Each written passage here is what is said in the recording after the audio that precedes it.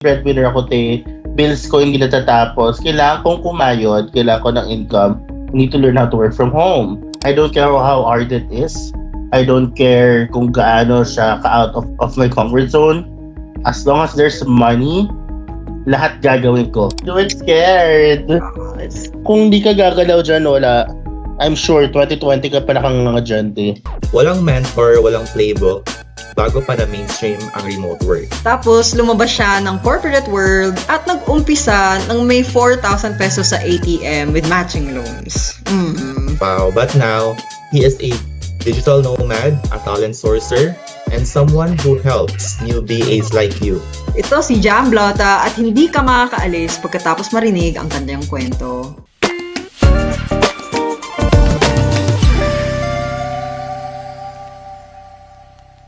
Yes, guys, ang ating guest for today started his freelancing career in 2018 and bago pa yun mag-pandemic, bago pa sumikat yung remote work. Pero he figured all of this out the hard way. He's an HRM graduate, a former restaurant trainer, a social media manager, a community builder, a BA sourcer, grabe ang dami ha. A TikTok content creator, yes, nakikita ko siya sa FYP ko. And ngayon, he is a full-blown digital nomad who works from wherever he wants. Let's all welcome Jam Blauta, the man behind Buhay Virtual Assistant and Barangay VA Community. Jam, hi, and welcome to From Kayo to Keyboard. Grabe naman ang intro niyo, pamalakasan. Diba, ate? Naka-pressure siya ni. Hi, Jam. Syempre. Hello.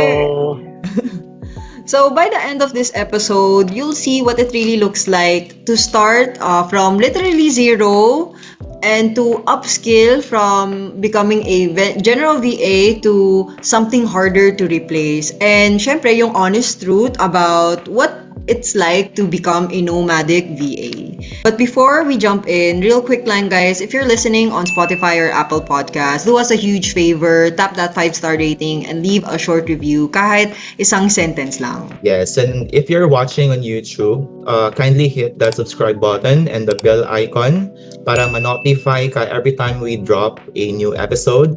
It takes 5 seconds lang naman, pero it really helps us reach more VAs na kailangan marinig to. Okay, let's go into it. So Jam, para sa mga viewers natin na wala pang masyadong idea sa'yo, can you please introduce yourself and share some fun fact? Hi, I'm Jam. I am the founder of Barangay VA and Buhay VA. Buhay VA is my brand. Barangay VA is my community.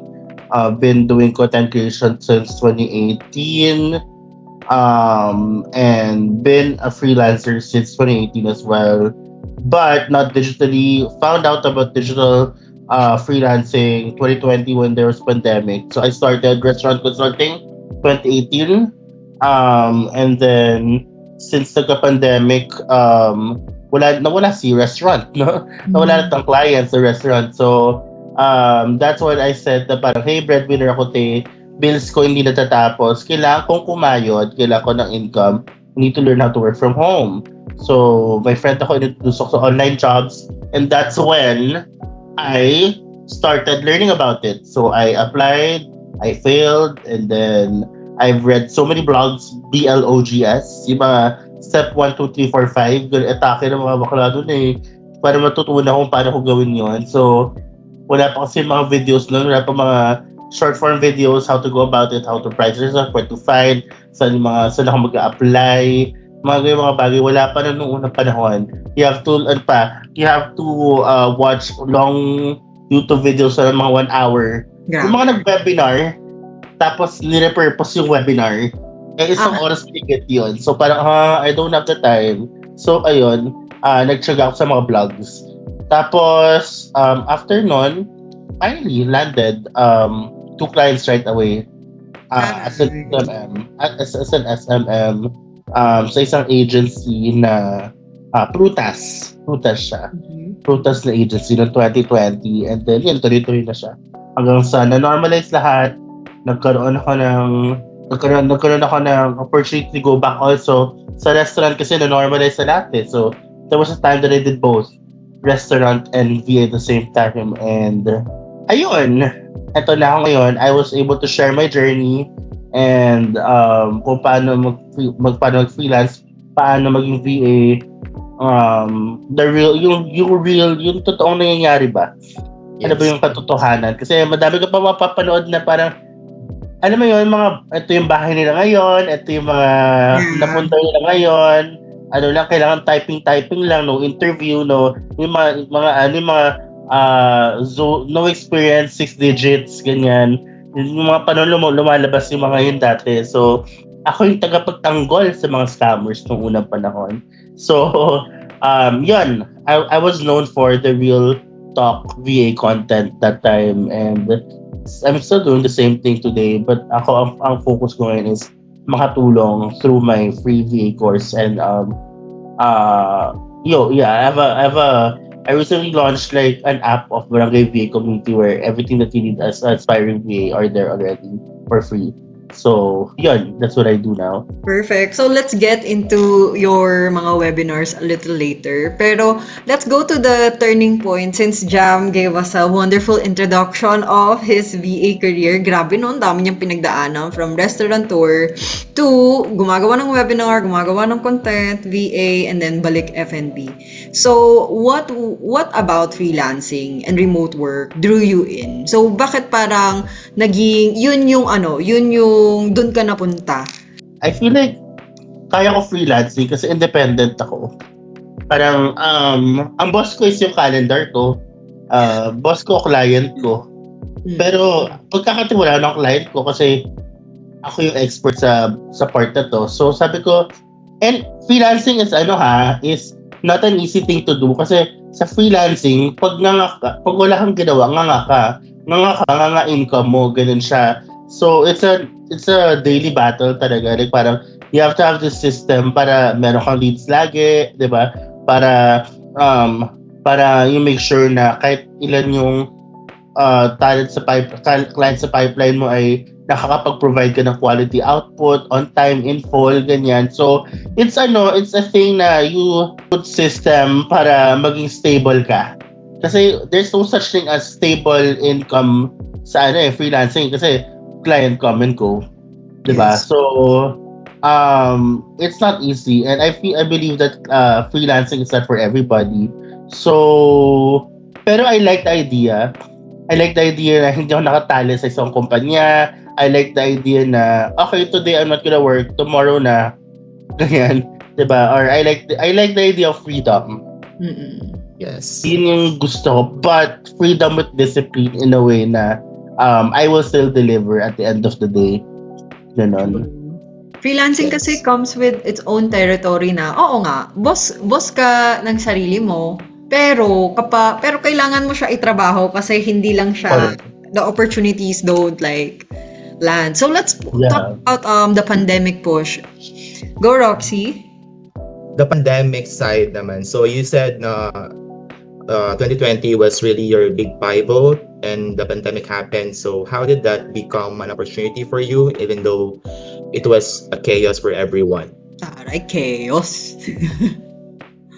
Ako kasi noon parang sabi ko, I don't care kung ano ang nangyayari. I don't care how hard it is. I don't care kung gaano siya ka-out of my comfort zone. As long as there's money, lahat gagawin ko. Like, I didn't just do freelancing. I also did a lot of meron pang brand deals sa mga content creation. May mga brand deals. Meron pa. I also did live streaming. So, I don't know if you know Bigo. Parang meron dito na pinasok ko yun, kasi may monthly income yan, kailangan mong kumota. Tapos yung monthly income, lahat yun pinasok ko. Pinasok ko din si Shopee live streamers. Yung Shopee live streamers, ito it's a branded partnership na parang ako na-assign ako na parang magmumukbang ako sa harapan ng camera sa live, ganyan. Ginawa ko yun ng mga 6 months, nagkapera din ako doon. Lahat ng pwede kong pagkakitaan online, ginawa ko din. I think nakita ko yun. Yung mga mukbang niya? Oo, para may nakita akong mukbang content. Yes! Before kasi ako, mag-VA content, nagka-foodie. Foodie ang aking atake. So, yun nangyayari. Tapos, sabi ko hindi lahat ng pwede ko nag-financial advisor ako, te. Nag-financial advisor ako. Pero wala din, hindi nakakota ang gay. So, wala. Nawala. So, lahat pinasok ko, lahat. Hanggang sa yung friend ko from Bigo, yung isang friend ko from Bigo, dalawang friend ko nag-trigger sa akin mag-VA. Yung unang friend ko was kasama ko sa Shopee live streaming. Ano siya, content creator din siya. Sabi ko, try mag-apply. Dito ka mag-apply. Nag-apply ako, te. Hindi ko natanggap. Tinawagan niya ako, pasado ako, pero walang matching. Ano mo yun? Parang nasa pool ka lang, gano'n. Yung pangalawa, ito naman yung friend ko na nasa Bigo. Naka-live siya. Naka-live siya ng... sabi ko, te, anong pwede siya? Dapat tatrabaho ka pa? Sabi ko, kasi VA ako. Hala, gusto ko yan. Sabi, saan ka nag-apply? Ayun, nirecommend niya ako sa agency niya na Prutas. So, hindi yung pasan ako ngayon isa pong Prutas. Noong una panahon na Prutas. So, sige na, pineapple staffing. Ayan. Pineapple staffing ako yun. Tapos, ayun, habang nirecommend niya sa akin, nag-apply ng gay. Hanggang sa, tinawagan na ako, interview ko na din, parang training ko na the next day, ng gabi. Yun, parang tuloy-tuloy na, during training nakadalawang SMM na ako na client agad. Wow. May gusto akong itanong for our viewers na gusto magsimula din kasi 'di ba ang dami mo na pagdaanan and for sure ang dami mong kinita through your content creation, to Bigo Live. What was kung okay lang kahit estimate, ano yung usual na first payment para sa mga social media managing jobs when you're pero kasi may experience ka na Would you say like you were just starting or yung na-receive mong payment parang you had leverage na? Medyo nahirapan ako noon pero sabi ko, kumikita ka ng pera. Kasi I was promised like a total of 30 hours, 30 to 40 hours in combination that time. But yung mga clients ko dun kasi was parang not giving me the full hours per week. So, parang nga ang gay. Nga talaga ang gay. There was a time na sa Bigo naman, hindi ko naman kakaroon ng masyadong pera din. Pero pwede na yung mga pang grocery for 1 week, pwede na. Ganon. Pero pati alam mo, there was a time na pinasok ko na rin ng online selling ng e-commerce talaga. So, nagbenta ko ng parang mga Nutella spread na pang diet, ganyan.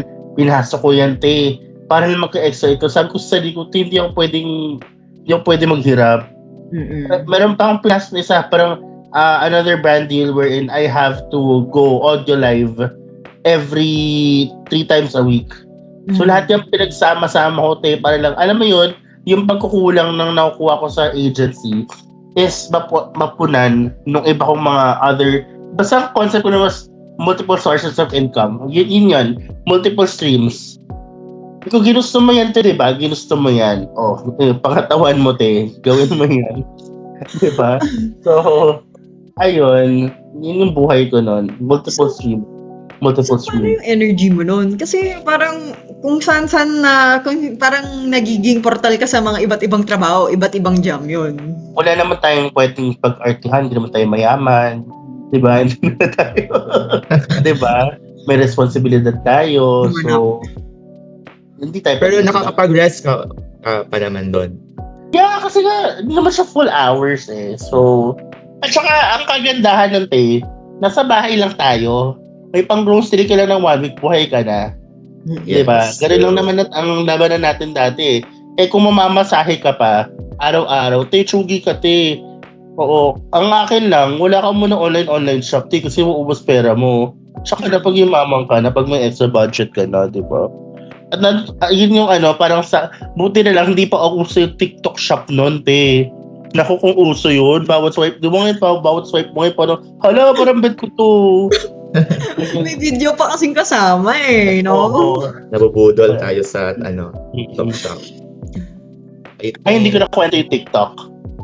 Ang nag-push sa akin mag-TikTok kasi actually I have 2 accounts. So, yung TikTok na yan, sabi ko ba dati, hindi ko papasukin yung platform na yan.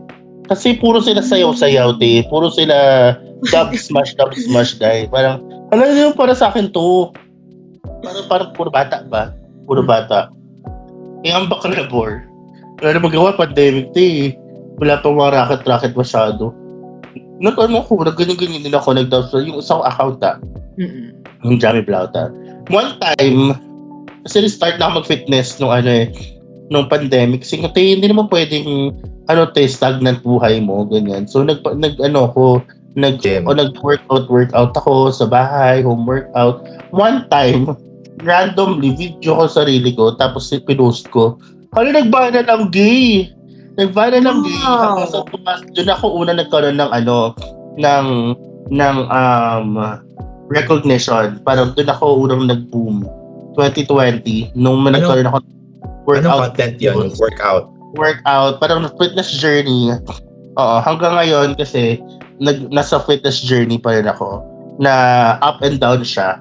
Ayan. So, tawag dito, doon, second, nagkaroon ako ng TikTok na isa pa kasi yun nga, when I wanted to show nga my VA journey kasi gusto ko siya ihiwalay. Kasi gusto ko magturo. Educational naman. Nagkaroon sa TikTok ng campaign na educational. Ayun, tuloy-tuloy ako gumawa ng educational content hanggang sa nag-blow up pareho kong accounts. So, because of those two accounts, because of TikTok, parang nakilala ko ng mga brands. Doon ako nagkaroon ng mga brand deals. So, talagang salamat TikTok para sa platform. Talaga, What do you think worked nung gumagawa ka ng TikTok? Paano ka like nag-viral? Relatability. Authenticity. Yan ang pinagandahan kasi ng TikTok out of all the platforms. Hindi mo kailangan mag-ayos. Parang nakita mo yung mga tao doon, parang haggard na nagta-TikTok pa rin. Alam mo yun? Parang si TikTok nagpauso ng sino ka ba talaga? Who's the real you? Versus Instagram feed na very aesthetic, very very not so true. Alam mo yun, si TikTok is the other way around. Ayun, masaya. Ngayon ko lang na na parang na-digest yun na oo nga when you go to TikTok, yung mga bata hindi naman pag sumasayaw sila, hindi naman sila nakaayos, minsan nakapambahay lang. Yes. Tapos yung ibang nagsasalita. Ako? Ito dahil nakapang bahay lang ako lagi doon sa TikTok. Bahay ko yun diba? Totoo naman. Pero it's such a great thing to have yung content mo. Kasi 'di ba, when you were starting out, nakadepende ka sa vlogs, nakadepende ka sa 1-hour webinar. Now, available yung mga videos mo for yung mga VAs na naghahanap ng mga short form content na in 1 minute may matututunan na sila. Correct. Doon kasi ako nahihirapan. So, gumawa ka ng mga series of mga parang step 1, step 2, ganyan. Naging gano'n dati, tsaka gumawa pa ako series na interview questions. How do you answer this question sa interview, ganyan. So, doon ako nag-blow up lalo doon sa mga interview. Pag ito tinanong sa'yo sa interview, ano gagawin mo? So, since very educational ang iyong content, gusto ko siguro tanungin na from SMMVA, paano kaya makaka-transition yung mga viewers natin to their specific niches? Kasi nag-transition ka to community building and talent sourcing So, how did that... Kasi, di ba SMM is a generalist role, di ba? Parang, actually, SMM nga nakakapagod Kasi yung SMM na meron ako dati, yung graphics lang dati, wala pang Canva dati. Kaya alam mo saan ako nag-edit? Sa PowerPoint. Wow! Nag-edit ako sa PowerPoint. Wala pang Canva nun Wala pa. So, mga paano 2021 ata dumating si Canva sa buhay natin. Parang sa mga panahon na yon. So, parang na ako nun, parang paggagawa ka ng graphics, schedule mo lang, tapos ka na. Sa week na yun. Ganun lang buhay. Grabe! Ngayon, nakakaloka kami may YouTube, may podcast. Tapos gagawa ka pa ng mga small clips para maging real. You feel me? Gagawin. Ang dami, So parang feeling ko nakakapagod ang SMM ngayon. At saka alam mo, I realized kasi as a journalist nun, I realized na I don't like making captions. I don't like doing graphics. Gusto ko mag-graphics pero nilalait ako ng client ko sa graphics ko. Sabi ko, why? So nice kaya. Tapos tatawanan niya ako. Graphics, it's not your strength, honey. Ganun siya. Oh, grabe mo yung boss mo. Hindi, okay lang. Like, we're friends nung client ko na yon. Hello, 3 years kaya kami noon. So, Anong siya? Anong type of client siya? Like, yung product niya? yung isa, siya, wedding planner. Yung isa, naman, for divorced women. So, paano ko nakaka-relate doon? Divorced women. So, ayun, so hanggang sa, sige, let's do this. Let's do email marketing. Let's do, I learned another strategy. You wanna do this? Let's do, pabibo kasi ako sa mga clients ko, no? Pinag-practicean ko sila. Let's do community building. This is how we build your community. Ganyan tayo. Hanggang sa, sabi ko, you know why I can't build your community? I don't know anything about divorced women. Ako siya. At least honest, di ba? Ganun talaga siya. So you tell me, what are their weaknesses? What are their ganyan? Na-build namin, ganyan. So I realized na hindi ko sila iniwanan kasi sila yung pinagpa-practicean ko. So kumuha ka ng mga clients on the side na direct clients. Doon ako mas nag-premium ng single. Tapos doon ako nag-start mag-community building. Perfect naman nun. Gusto ko bumalik sa community building kasi ganon. Sa community building kasi, it's a commitment na ramdam pa nila, hindi lang nung pinapasok mo sila. No? Pero nung nasa loob na sila, pinanamdam mo nandiyan ka sa mga pinangako mo nung pinapasok mo sila. Ganun yun, te. Kasi pinapasok mo sila for something. Kuwari, sabi mo, join my community if you want to learn how to be a VA, have a free course inside. O, pumasok sila. Pinapasok mo sila. Ngayon, did you fulfill the promise? Nandiyan yung course. O tapos, nga. So, paano yun? Dinidm mo sila? Kaya ka may activities, may mga webinars ka, may free webinars ka, may mga challenges ka sa loob, may nakausap mo sila. Ikaw dapat present ka dun eh. Kailangan ramdam ka nila. Kasi oras na hindi ka nila maramdaman, te. Ang laman ng community mo, numero na lang yan, te, pero wala ka ng engagement. Tatamarin sila sa'yo. So, yun, ganun siya. Diba? So, na-enjoy ko yung community building kasi nga madaldal ang gay. So, yun. After nun, naging na ako. Kasi ko, why not leverage that to talent sourcing? Kasi I met the founder of Coconut through a community rin. So, I joined NAS Academy Creator Camp. Parang ganun. It's a paid community /course. And then parang nagpakilala ako sa group chat sa Telegram. Sabi ko, hey, I'm Jam. I am a community builder, social media. I'm a community builder. I am also a content creator, blah, blah, blah, blah. And I have a community of virtual assistants.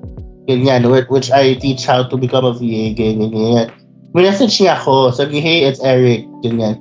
I am the founder of Agency Blank. Prutas number 2. So, prutas number 2. Wala na fruit cocktail me, no? Gusto mo yan? Puro prutas yung ano.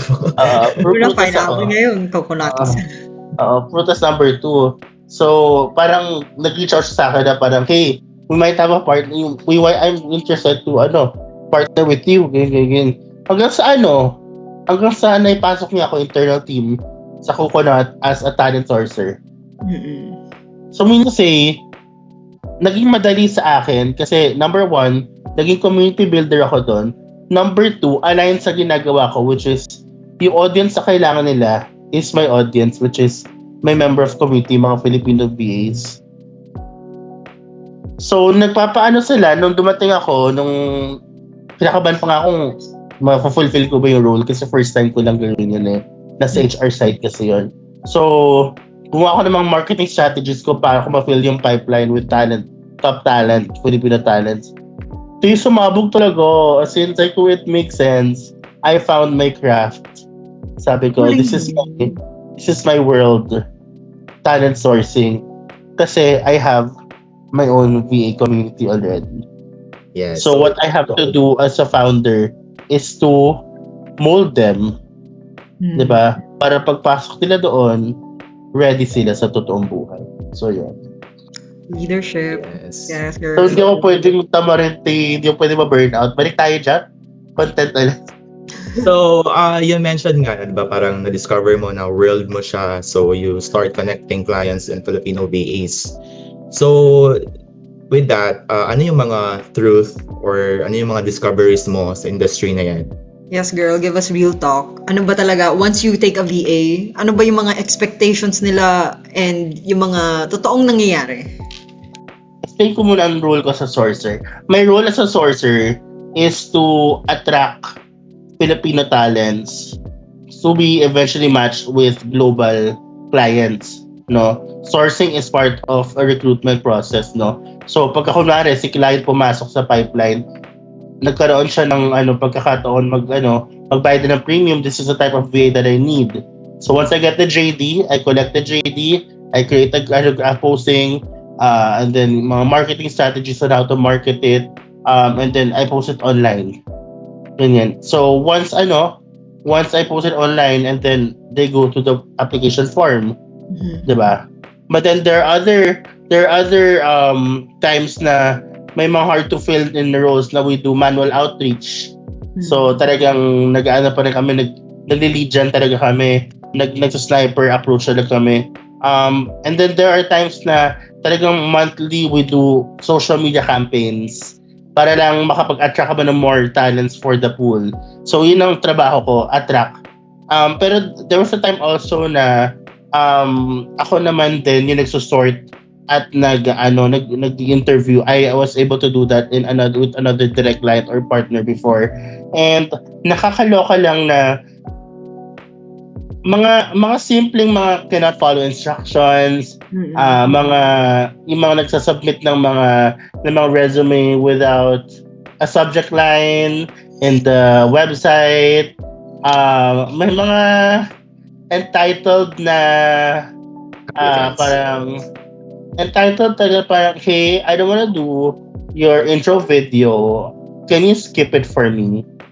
Wow. Tapos meron pang mga meron pang mga nakakatawa na parang, hey, I applied for this for agency X. Eh, hindi ako sa agency X. I wanna follow up. Sabi ko, ibang agency to. O kung ano dyan. Tapos may mga nagmumura sa email na para nagkaroon na rejection email, sabi na, F you. Wow. You don't deserve me. Ganun sila. Parang, sorry po. Diba? Parang, madami din na parang nalulungkot ako kasi parang simula pa lang binibigyan nila ng negative impression sa sarili. Parang sabihin nila na parang, hi, para pag VA no experience. Parang, girl, hindi ko may experience ka. Tingnan skill banking ka lang, then learn how to position yourself as an expert. Madami yan eh. Madami ganyan. So parang, why do you, parang first sentence na lang, VA no experience but willing to learn, finish training, ganyan. Parang, ano bakit dun pa na parang nagbibigay ka ng negative impression?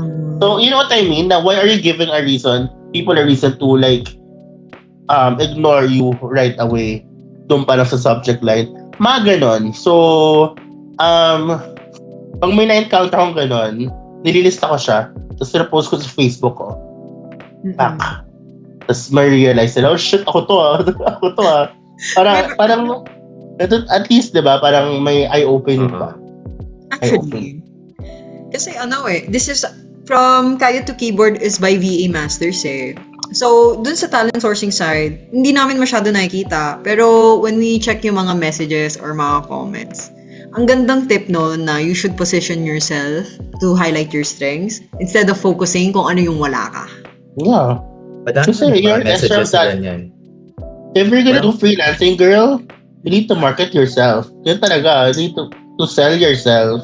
Or else, kahit gano'n ka galing, nga pati. Sa naman tayo dyan, sa the nomad life na tayo.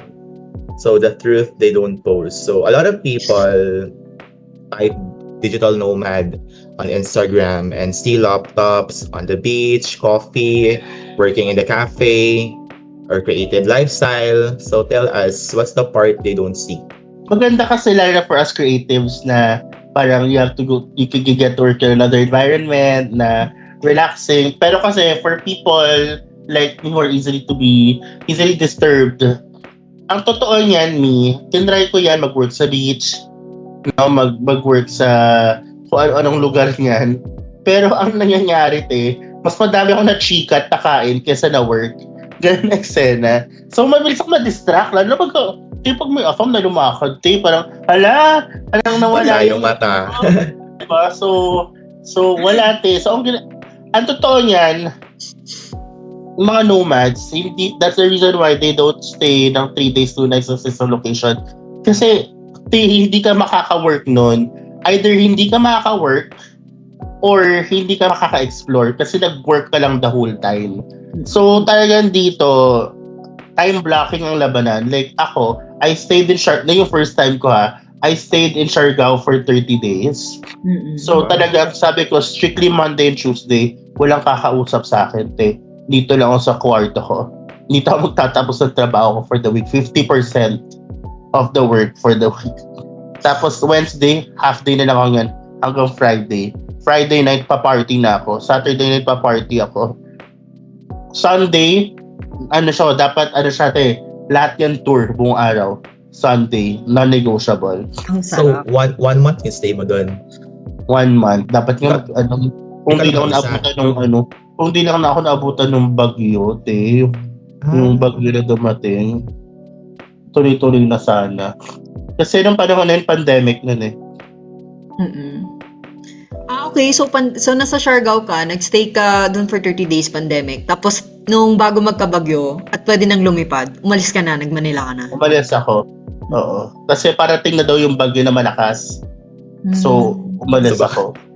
Alam ko naman, yun nga nangyari. 2 days after, dumating yung bagyo, tapos na-stranded silang lahat.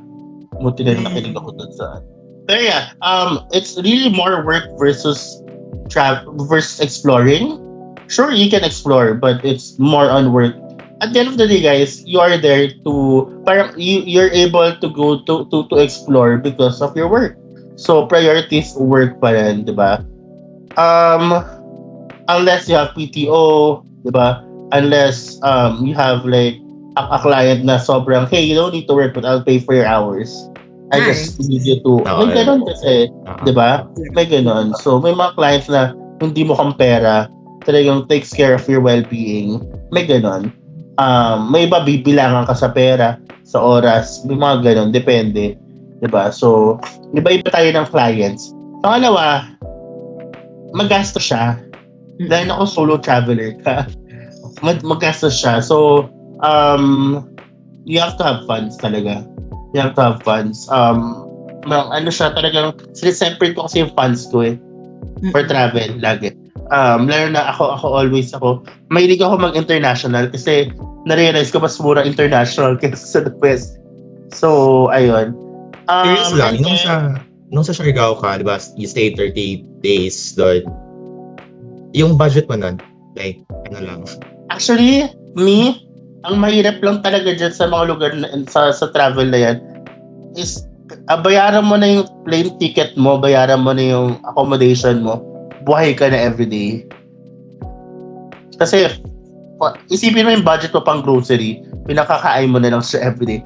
Ano yun you have to be smart din. Kung ang pupuntahan mong yung bahay mo doon ay may lutuan, may pantry, may common pantry para pwede magluto, diba? So pwede, saan ako pwede mag-grocery, saan ako pwede mamalengke. Ganun din, there was a time na 1 week ako wala masyadong gastos kasi namalengke ako. Yun yung mga latter part na, kasi natikman ko na lahat ng kainan Ganun siya. Mahilig ako magtingin ng mga kainan, mga cafe sa gilid-gilid.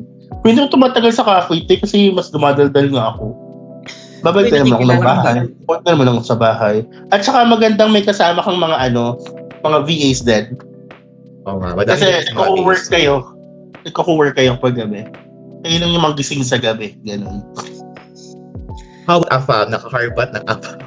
Yun na ang magandang tanong. Alam mo, that time kasi doon, kasi wala pang, naka-close ang borders ng international flight. So, wala masyadong AFAM nun, which I enjoyed.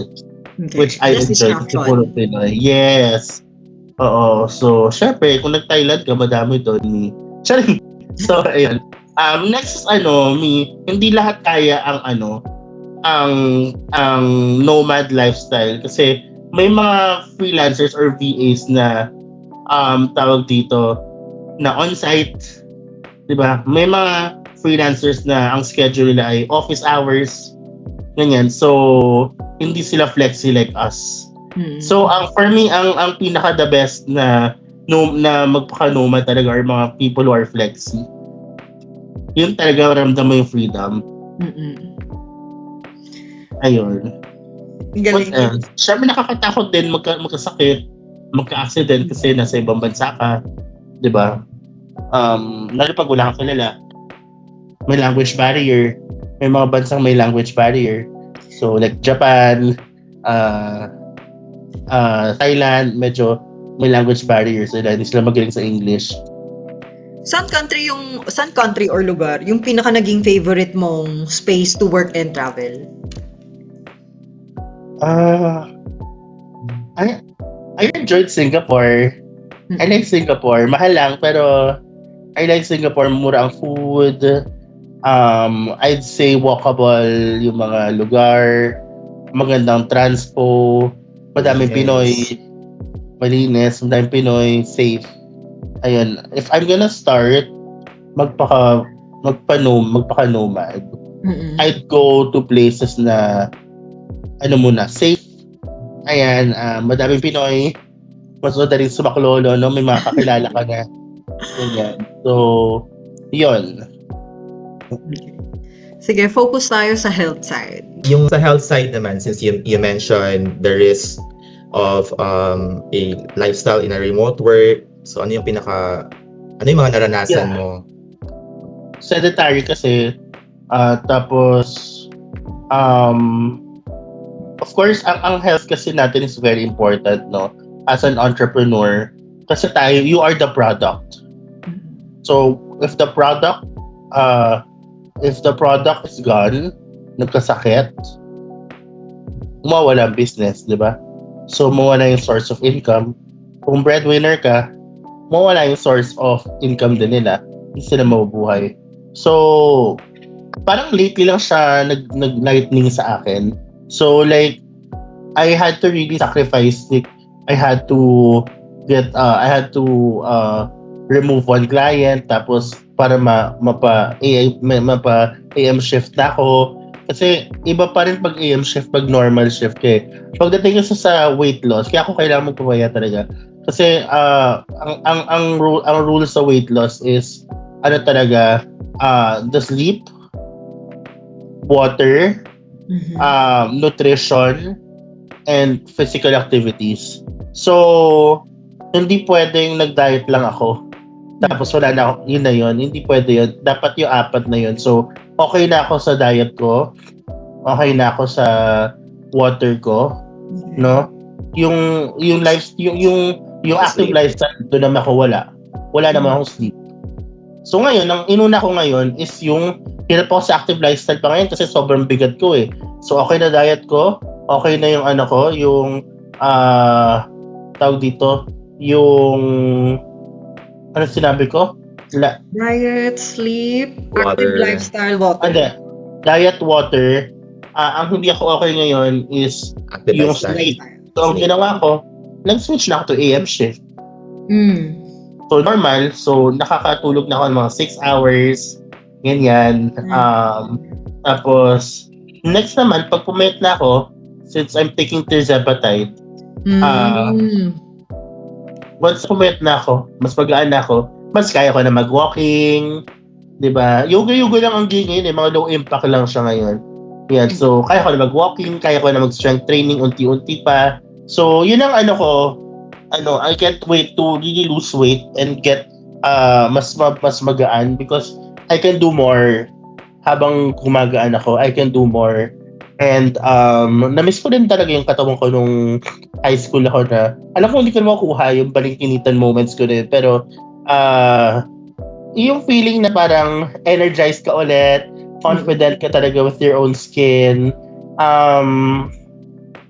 Kasi yun, ano yun eh, ang effect sa akin nun was mental, parang nawalan akong self-confidence. Actually, one of the reasons why hindi ako nagko-content ngayon, not just because burnt out ako, is syempre energy, burnt out ako. Pangalawa is parang hindi ko kaya humarap sa camera kasi nandidiri ako sa nakikita ko. Parang, oh my God, this is you now. Parang ganun. May ganun ako moment talaga.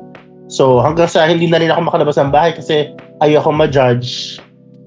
Ganyan. So, yun lang. Naawa ko sa sarili ko.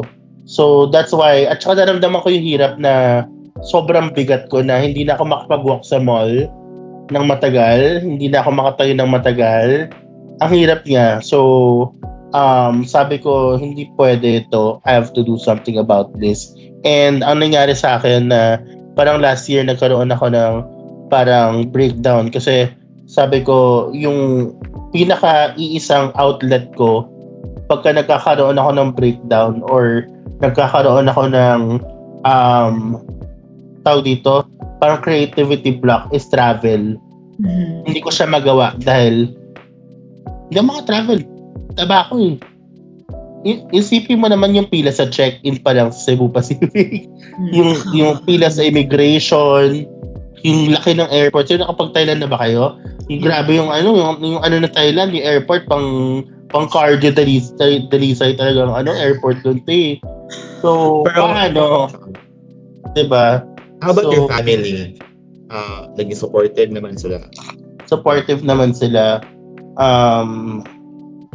Dati parang pinapressure nila ako magtimbang every week. Basta lagi kami nag-aaway-away. Pero ngayon talaga sabi ko, you have to trust the process. Parang lahat gagawin ko para last na try na to talaga. Igugo ko na to me. And a lot of our viewers will relate sa pinagdadaanan mo. I'm so parang proud na ang vulnerable mo na kaya mong i-share yung part na yun with us and Yeah. sa podcast. Yeah. Ayun kasi reality, like, I'm so happy to see friends na weekend nagba-badminton sila, nagba-volleyball.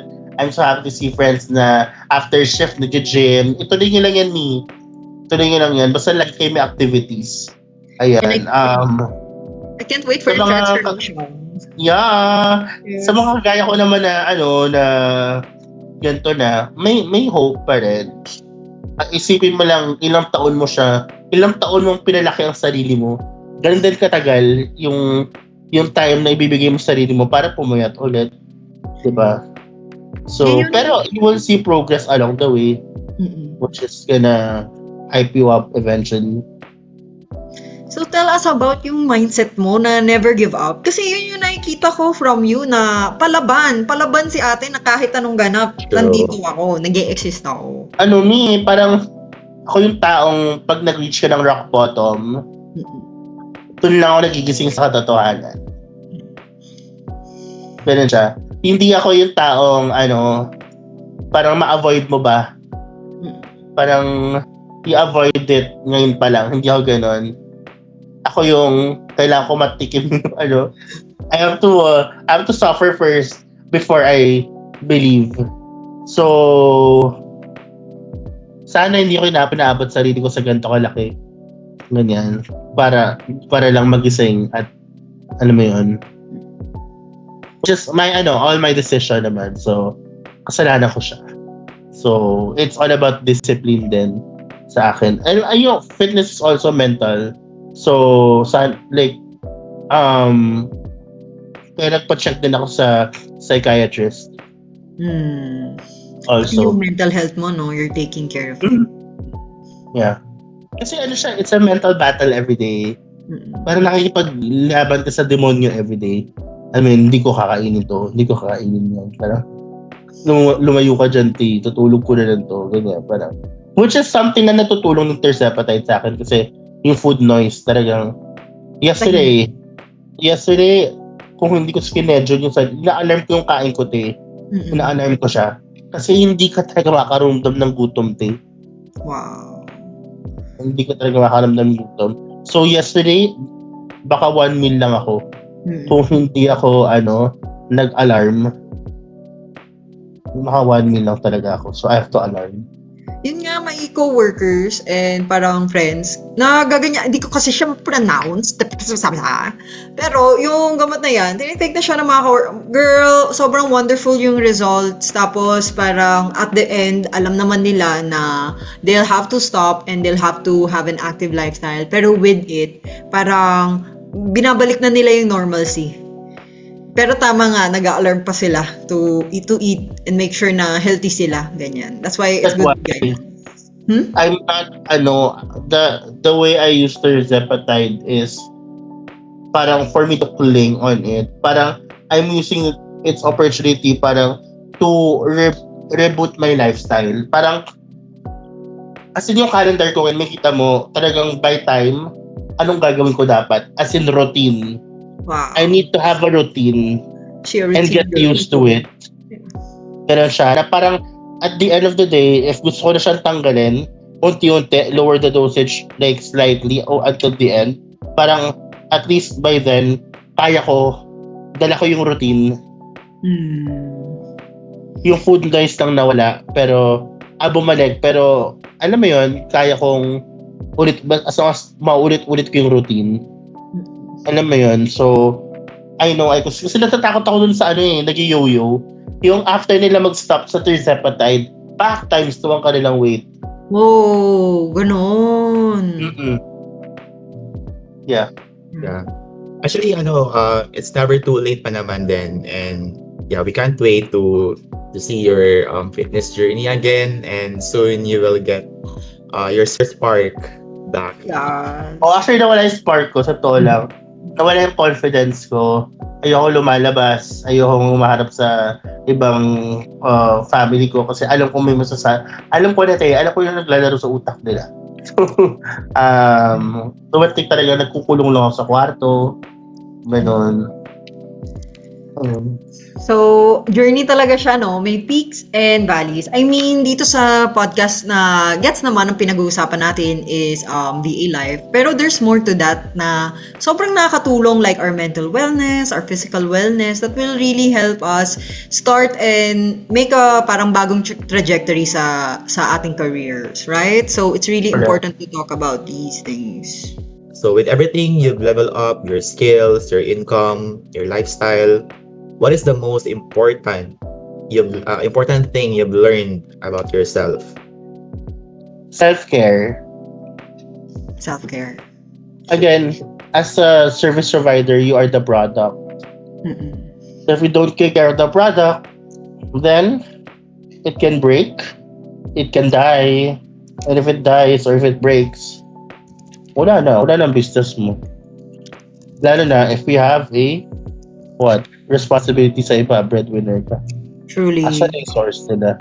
And sa mga breadwinner, parang gawa tayong diskarte na dapat ikaw din mismo na-enjoy mo money mo. Diba? Parang you can only give what you have. You cannot give what you don't have. Diba? Na parang also teach people how to fish. Doon sa sinusuportahan mo na family. Yung iba dyan, pwede pong magtrabaho diba? Turuan mo. Gawin mo VA. Para may katulong ka ba? May succession plan, ganyan. So, kung mga breadwinner kasi may mga kilala ko na parang grabe mag-work pero yung pera nasaan? Halos lahat nasa pamilya. Enjoy mo yan, that meron kong natitira sa'yo pang enjoy mo. Hindi lang sa pang araw-araw mo pero pang leisure mo din. Hindi yung one t-shirt for 2 months lang. Hindi ganon. Diba? So, sabi nga nila, fill your cup first. Yeah, parang nilalatunan ko sa sarili ko, parang you can't give what you don't have. Talaga. And as a breadwinner, you're not required to give naman every month. You can give kung kaya mo. Kung may extra ka, pabigay mo. Sa mga VAs na nagsisimula sa freelancing, sa pagre-remote work, tapos takot sila. That was me once. Anong gusto mong sabihin sa kanila, Jam? Sa mga VAs na nagsisimula pa lang, parang wag niyo overthink yung niche kasi you are the niche. Dapat dito, kung ano yung specialization mo ngayon, kung saan ka magaling, again, skill banking, right? kung ano yung specialization mo ngayon, doon mo ipoposition ang sarili mo. And then that's how you say, you can say na parang, hindi ako no experience. Wala man akong remote work experience, but this is my specialty and I can help you with this. Perfect. So Okay. it's all about positioning. Okay. So, tandaan nyo yun guys it's all about positioning. I think na we can all relate na minsan talaga natatakot tayo, we lack parang skills na necessary sa ating dream life. We want this and that, but we also have to always start somewhere, and Jam is a perfect example of this. Minsan when you're in the rock bottom, there's no way but up.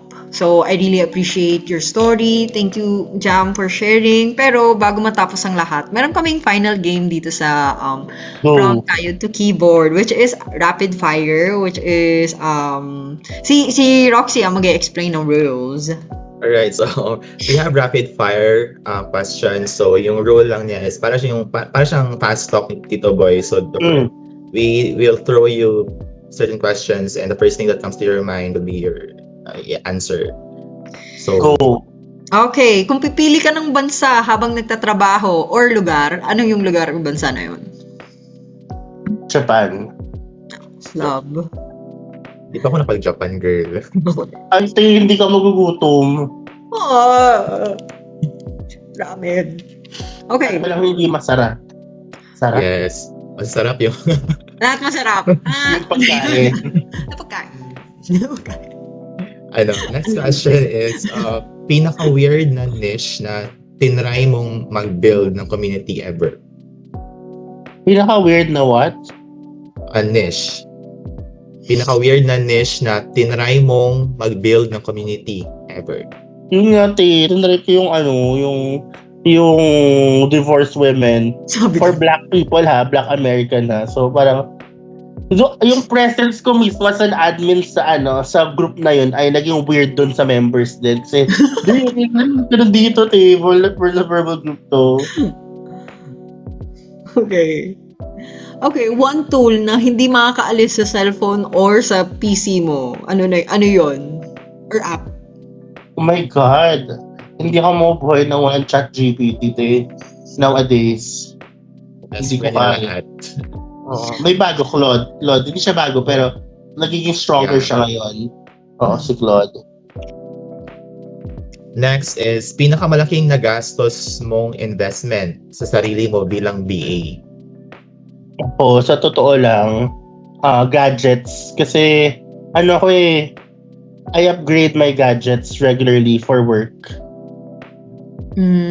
So, wala pa updated akong lahat. napupundar na bahay. Wala pa akong napupundar na kotse kasi hindi ko siya kailangan. Nandito pa naman ako sa bahay ng family ko with other cousins, rent-free. So, ba't ako kuha ng bahay at magbayad ng mga monthly dues, di ba? So, hindi ko naman kailangan ng kotse, may driver si Lola dito. Kung hanggat may Grab pa, pwede pa naman. So, yun. Lalo lang sa panahon ngayon, di ba? Mahal ang buwis. So, ayun. Ako, more on gadgets talaga ako. Ang luho ko ngayon, yung pera ko na pupunta ngayon sa gadgets at sa travel. Okay, anong pinaka-masarap na thing sa nomadic lifestyle? Getting to know people, learning other cultures, exploring the world is number one. So, masaya. I like it. Parang kapapanood ko lang dati sa TV, nakita mo na ngayon. Parang, Okay. Okay, next question. Sa fitness naman, yoga or cardio? Baka yoga, yung mga cardio Nilitang ko cardio. Okay, sa mga VA na takot pa magsimula ngayon, 3 salita lang, ano yung pinaka magiging advice mo? Do it scared, honey. Do it scared. Wala talaga. Kung di ka gagalaw dyan, wala. I'm sure 2020 ka pa nakanganga dyan, Alright, last question. Kung makakabalik ka sa sarili mong 2018 self, na 4,000 lang ang hawak, ano yung unang sasabihin mo? Na may loan pa? Yes. Tanga mo, girl. Ang tanga mo, girl. Ataki, di ba? Gusto mo mag-resign, di ba? O, ayan ka ngayon. Pero te, nasaan ka na ngayon? Di ba? True that. Parang dahil sa katangahan mo, te, at sa kaantatan mo, ayan ka ngayon. Grabe naman. Masaya. Yes. Grabe naman. Kasi may loan, te. Tanga na yun eh. Tanga-tanga ko talaga. At least, diba, it lead you to, it lead you It pushed to, you. Kailangan ganun. Kailangan rock bottom. Diba? Sabi ko nga dahil, do it scared. yes. So, anyway, Jam, thank you so much. No, your story isn't just about being a VA. It's about discovering what you truly want and having the courage to not stop until you get it. So, Thank you, din. Oh my gosh, ang dami kong na-chika today. I love it. We appreciate it. Kasi sa lahat ng nanonood ngayon, I'm sure, yung kalagayan mong nung 2018, may nag-iisa ditong VA na may 4,000 pesos sa bangko niya at mga loan, tapos gusto niya mag-start. And I really feel like as much as parang we want to help, basta we show examples of people who really made it through. Tapos na yung, ito na yung pinaka-goal ng podcast. Yes. And thanks for having me and thanks for keeping me in mind also. Parang it's an honor to be here and to a part. Oh, it's an honor to have you, girl. Ano ka ba? Ang dami-dami Parang Timothy. Ang dami-dami mo na natulungan na VA. My gosh. Kaya, guys, kung ready na kayong isimula ang iyong journey, just check out VA Masters, where we connect skilled Filipinos with international clients. yes. And you have to apply now at vamasters.com. Link is in the description below.